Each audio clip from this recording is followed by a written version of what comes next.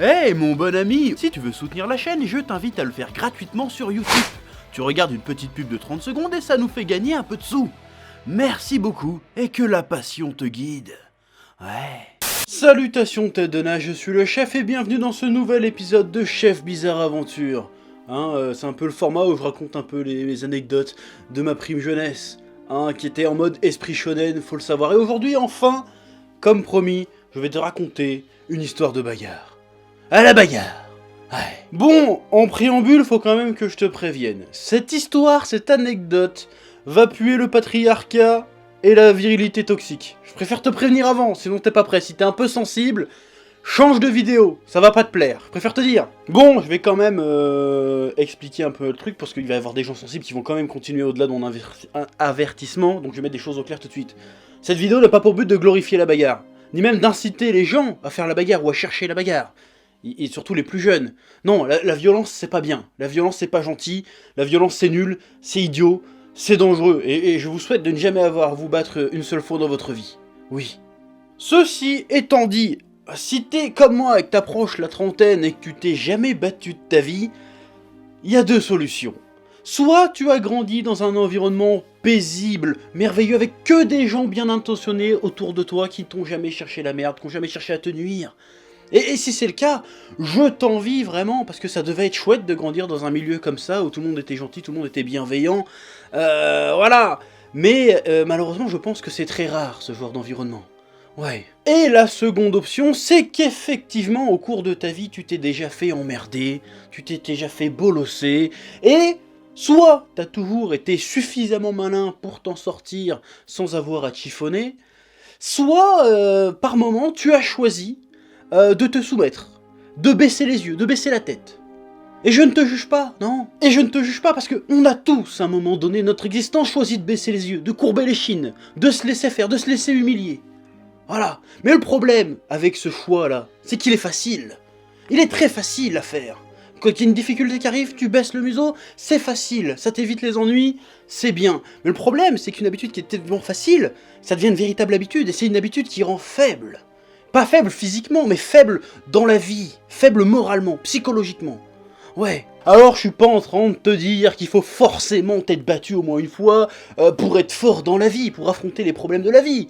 Mais si t'es pas capable de dire merde à un connard qui te manque de respect ou qui te casse les couilles, comment tu fais pour affronter les vrais problèmes? Moi je me pose la question.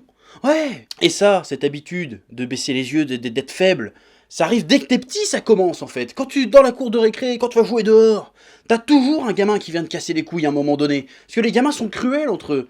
Soit t'es un bolosseur, soit t'es un bolossé. C'est comme ça que ça marche. Ouais. Et l'histoire d'aujourd'hui va parler de ça justement. Parce que quand j'étais gamin, j'étais un peu une victime. De 5 à 6 ans, j'étais dans la team faiblesse, mais alors d'une force.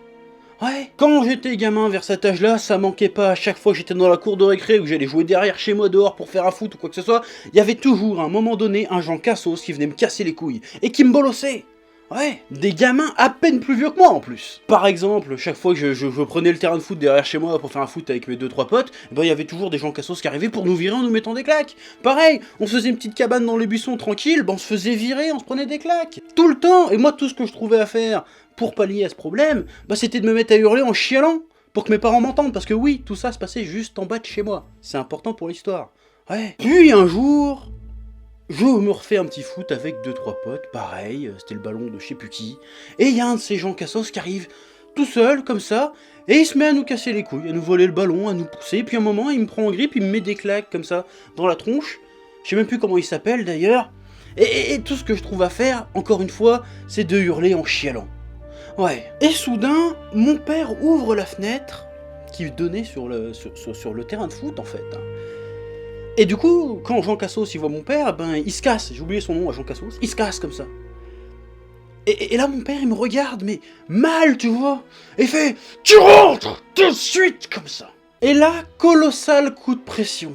Donc je me dépêche de rentrer chez moi, je montre les 4 étages qui me séparent de l'appartement de mes parents de l'époque, et je monte un peu à reculons parce que je sens que quand je vais arriver en haut, je vais me faire démonter. Et j'arrive en haut, il y a mon père qui est sur le pas de la porte, rouge. Il me regarde mal. Il m'attrape par mon bras, il me tire jusque dans ma chambre. À ce moment-là, je suis persuadé que je vais me prendre une raclée. Ouais. Et dans la gueule de mon père, je vois bien qu'il est en colère. Et en colère, certainement parce qu'il avait vu toute la scène. Et devait se dire dans sa tête, c'est pas possible que mon seul fils, ça soit un fragile pareil. C'est pas possible. Oui, parce qu'à l'époque, j'étais le seul fils. Ouais, je te parle d'un temps... longtemps, hein, attention. Et là, il me sort un truc du genre...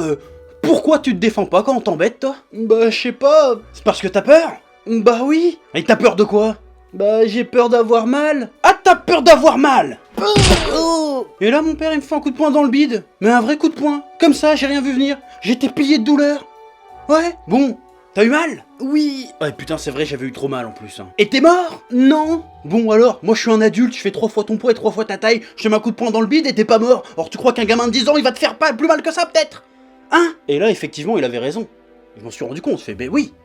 Y a aucune chance qu'un gamin de 8-10 ans frappe plus fort que mon père, qui est quand même ouvrier du bâtiment, donc quand il envoie une cacahuète, normalement, bon, hein, voilà. Et là, mon père se calme et commence à m'expliquer pourquoi il a fait ça. Ouais, tu sais mon fils, si tu te laisses faire une fois, on t'embêtera toute ta vie. Et quand on t'embête, il faut toujours se défendre, même si t'as peur, parce que ceux qui t'embêtent, ils ont peur aussi. Et là mon père il fouille dans mes bouquins et il me sort un truc, et true story, et c'est pour ça que je m'en souviens encore aujourd'hui de cette histoire, il me sort ceci. Dragon Ball 3035, c'est celui d'époque, attention, ça rigole pas. J'ai même des petits dessins que j'avais fait derrière quand j'étais petit. Alors là je te le montre, attends. Petit dessin que j'avais fait dedans quand j'étais petit, une petite BD. Et il me dit, celui où Gohan affronte Cell. Et il me fait, tu vois Gohan, tu vois Sangohan, c'est à l'époque c'était Sangohan. Tu vois Sangohan quand il se bat contre Cell, il a peur aussi, mais il se bat quand même. Ouais. Et là j'ai eu une espèce d'épiphanie, de révélation. Je me suis dit, putain, Dragon Ball c'est la vie, et Dragon Ball c'est comme la vie. Parce que dans la vie, faut se battre contre les méchants, même si t'as pas envie, même si t'as peur. Ouais, stylé ou pas comme histoire? Stylé de ouf. Ouais. Et le lendemain, ou quelques jours plus tard, mon père m'a acheté un petit sac de frappe avec des petits gants de boxe de gamin. Et il m'entraînait un peu à mettre des patates comme ça, et tous les jours je gagnais un peu plus confiance en moi. De temps en temps quand on se faisait chier le dimanche, et ben il m'apprenait à mettre des patates le soir après l'école. Et je lisais Dragon Ball pour me galvaniser. Bon, je lisais pas encore très bien. À cette époque-là, j'avais pas beaucoup, j'avais encore les mini-fascicules, les 2-3 tomes comme ça. Mais la passion était déjà présente, et je comprenais déjà la puissance de ce manga, à travers cette petite histoire. Ouais, et c'était bon.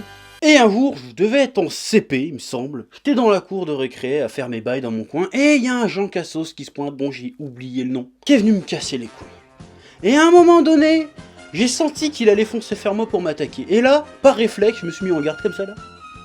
Bon là c'est pas une vraie garde, on s'en fout. Et j'ai fait comme mon père m'avait appris, je lui ai mis une gauche dans le pif, comme ça, son pif fait bah. Et puis une droite dans la mâchoire, comme ça, bah. Et le gars il a voltigé sa mère.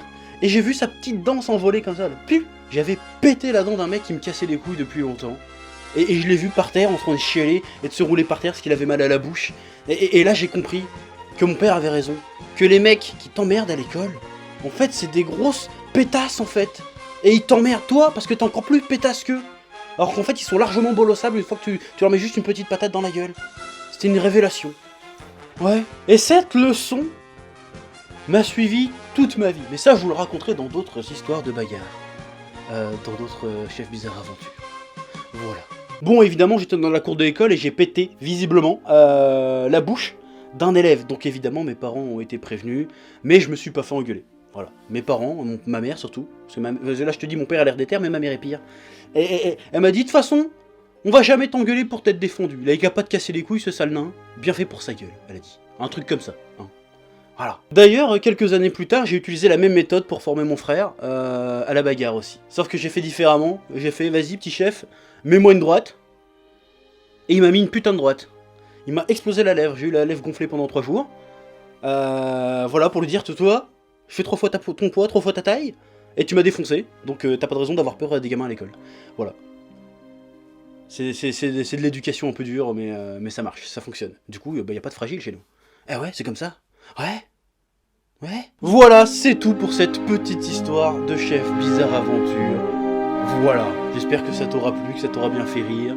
Et que voilà. Je sens que je vais avoir des commentaires en disant que c'est trop toxique ce que j'ai raconté, que c'est pas un bon message.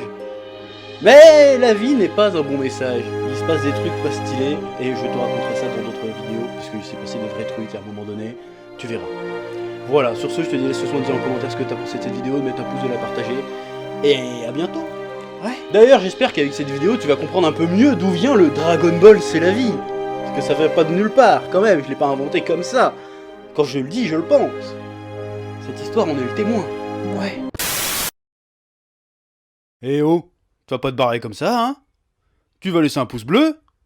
Un petit pouce bleu, hein? Puis tu regardes aussi les autres vidéos? Parce que voilà, tu t'abonnes? Ouais?